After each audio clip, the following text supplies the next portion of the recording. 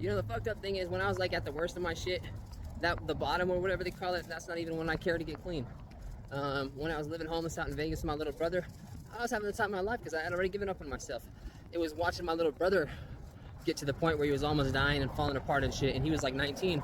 I was 23, I already gave up. And watching him fucking almost die, that shit broke my heart. I didn't think I could feel anything anymore.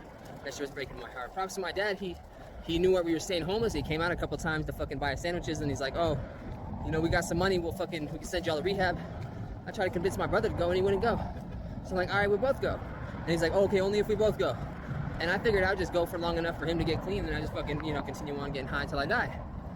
And I ended up fucking going to Eastern Europe because I was born out there, and I'm in rehab, and he's calling me. He fucking moved to Utah where my sister was staying at to get away from all the bullshit we were at, you know. And he got on methadone, met some girl who was working at like a call center. You know, he'd call me when I was in rehab, and he'd tell me like he became an alcoholic. He'd wake up drunk and had to smoke enough crystal to fucking be able to sober up off of being drunk from the night before to fucking drive to the methadone clinic to pick up his methadone so he could go to work and fucking, you know, make it through the day. And he was running his shit like that. I was like, props to him, man. He's holding it down. You know, at the same time, he was with this girl. They had a couple kids. I mean, it wasn't his kids, but he was helping take care of them and shit. He was like a man. He was like an example to me. And you talked to me about the steps. He was hella intelligent, hella intellectual. You know? Short story long. He's dead, I'm alive. And I got off the shit. It's really fucked up because that experience of watching him die is really what fucking changed me at the core of everything, is what gave me the strength to keep pushing through all the fucking hardest parts of getting clean. And realizing that, I don't think him or my little sister would have had the strength to go through all that type of shit. And that's what continues to give me the strength to fucking stay clean. I mean, clean, you know what I'm saying? Drink, you know, fucking smoke weed, but it's like to not give up on life.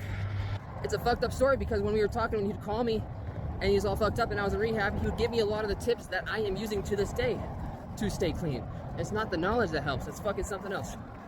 In rehab, they say it's like, regardless, you just need only the first step to stay clean.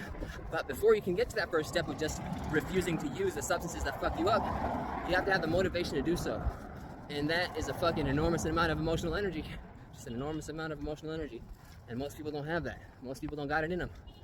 Unless you're gifted it by someone else. It's kind of a fucked up storyline to think that this dude gave me all the knowledge and all the strength to fucking keep me clean, but it couldn't help him out.